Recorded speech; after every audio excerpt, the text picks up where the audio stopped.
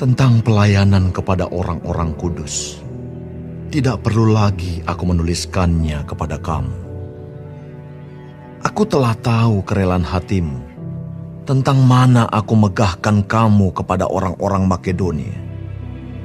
Kataku, Akaya sudah siap sedia sejak tahun yang lampau, dan kegiatanmu telah menjadi perangsang bagi banyak orang. Aku mengutus saudara-saudara itu, agar kemegahan kami dalam hal ini atas kamu jangan ternyata menjadi sia-sia, tetapi supaya kamu benar-benar siap sedia, seperti yang telah kukatakan, supaya apabila orang-orang Makedonia datang bersama-sama dengan aku, jangan mereka mendapati kamu belum siap sedia, sehingga kami, untuk tidak mengatakan kamu, merasa malu atas keyakinan kami itu. Sebab itu aku merasa perlu mendorong saudara-saudara itu untuk berangkat mendahului aku, supaya mereka lebih dahulu mengurus pemberian yang telah kamu janjikan sebelumnya, agar nanti tersedia sebagai bukti kemurahan hati kamu, dan bukan sebagai pemberian yang dipaksakan. Camkanlah ini. Orang yang menabur sedikit akan menuai sedikit juga, dan orang yang menabur banyak akan menuai banyak juga. Hendaklah masing-masing memberikan menurut kerelaan hatinya, jangan dengan sedih hati atau karena paksaan, sebab Allah mengasihi orang yang memberi dengan sukacita. Dan Allah sanggup melimpahkan segala kasih karunia kepada kamu, supaya kamu senantiasa berkecukupan di dalam segala sesuatu, dan malah berkelebihan di dalam pelbagai kebajikan. Seperti ada tertulis, Ia membagi-bagikan, Ia memberikan kepada orang miskin, kebenarannya tetap untuk selamanya. Ia yang menyediakan benih bagi penabur dan roti untuk dimakan. Ia juga yang akan menyediakan benih bagi kamu dan melipat gandakannya dan menumbuhkan buah-buah kebenaranmu. Kamu akan diperkaya dalam segala macam kemurahan hati yang membangkitkan syukur kepada Allah oleh karena kami. Sebab pelayanan kasih yang berisi pemberian ini bukan hanya mencukupkan keperluan-keperluan orang-orang kudus, tetapi juga melimpahkan ucapan syukur kepada Allah. Dan oleh sebab kamu telah tahan uji dalam pelayanan itu, mereka memuliakan Allah karena ketaatan kamu dalam pengakuan akan Injil Kristus, dan karena kemurahan hatimu dalam membagikan segala sesuatu dengan mereka dan dengan semua orang.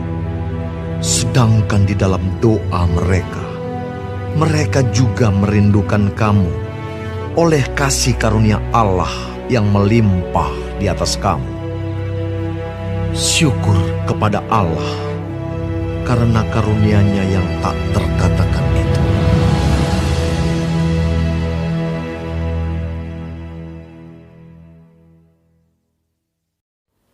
Shalom saudara-saudaraku yang dikasihi Tuhan Yesus. Haleluya.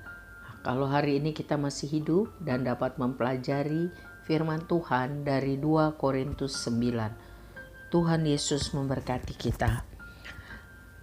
Pasal ini mengenai Titus diutus ke Korintus untuk mengurus pengumpulan uang, bantuan bagi jemaat di Yerusalem yang miskin, dan memberi dengan sukacita, membawa berkat.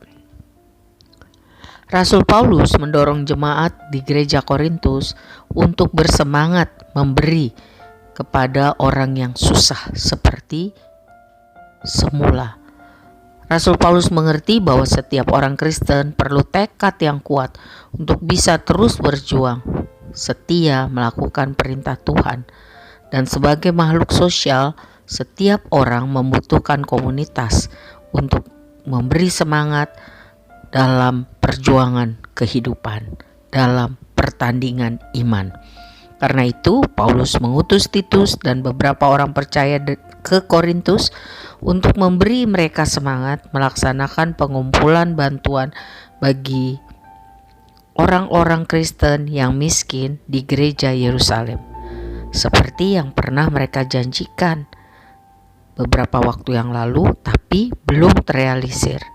Paulus mengingatkan mereka untuk memenuhi janji komitmen yang telah mereka buat di 2 Korintus 8 ayat 10-12.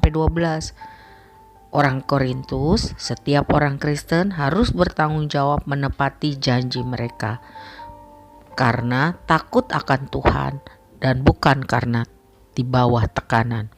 Ayat 6-8 mengajarkan mengenai beberapa orang ragu-ragu memberi bagi pekerjaan Tuhan dan untuk membantu orang-orang miskin karena khawatir tidak mempunyai uang yang cukup untuk bisa memenuhi kebutuhan hidup mereka. Rasul Paulus meyakinkan mereka bahwa Tuhan Yesus sanggup memenuhi kebutuhan mereka. Orang yang memberi sedikit akan memperoleh sedikit sebagai balasan. Jadi, jangan sampai karena iman kita kurang atau lemah menghalangi kita untuk mau memberi dengan sukacita dan murah hati. Sikap suka memberi jauh lebih penting daripada jumlah yang diberikan. Orang yang hanya mampu memberi sedikit tidak perlu malu, karena Tuhan melihat sampai ke hati seseorang. Bagaimana dia mau memberi apa yang ada padanya. Cara kita memberi itu mencerminkan kasih kita kepada Tuhan dan sesama. Markus 12 ayat 41-44 mencatat mengenai hal ini. Sebagai orang yang percaya dan mengasihi Tuhan Yesus, saya dan saudara harus selalu bersedia untuk dipimpin Roh Kudus dalam segala dimensi kehidupan. Kali ini termasuk meningkatkan kualitas dan kuantitas kita untuk memberi persembahan. Dalam hal ini bukan hanya uang, tetapi memberi waktu, memberi talenta, memberi kehidupan kita bagi kemuliaan Tuhan. Karena Tuhan Yesus sudah memberi teladan yang sempurna bagi kita. Tuhan Yesus sangat murah hati, ya. Dan jemaat di Makedonia sudah melakukan itu. Dicatat di 2 Korintus 8 ayat 3, pemberian kasih jemaat gereja Makedonia sangat luar biasa karena mereka telah memberikan menurut kemampuan mereka, bahkan melampaui kemampuan mereka. Teladan yang baik sekali. Ayat 10 mencatat mengenai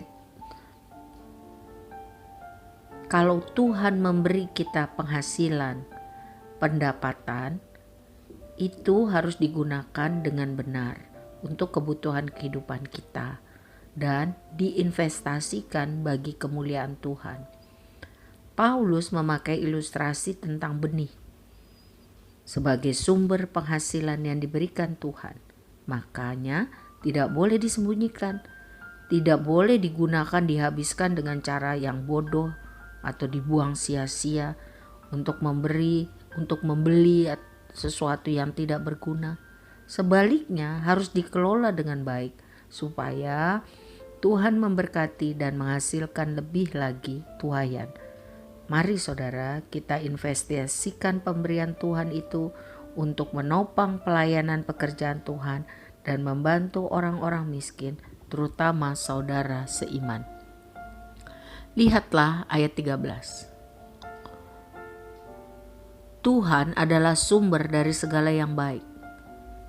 Orang Kristen yang sungguh-sungguh pasti punya kerinduan untuk hidup lebih lagi mengasihi Tuhan dan mengasihi sesama.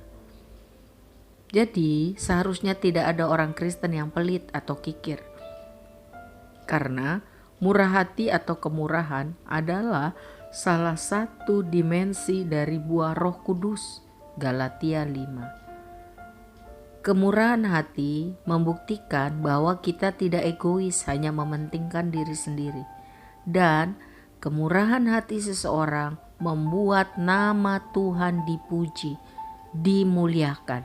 Mari muliakan Tuhan dengan memberi dengan sukacita bagi pekerjaan Tuhan dan menolong sesama yang membutuhkan. Amin. Tuhan menolong kita untuk bisa menjadi pelaku firman. Tuhan berkati.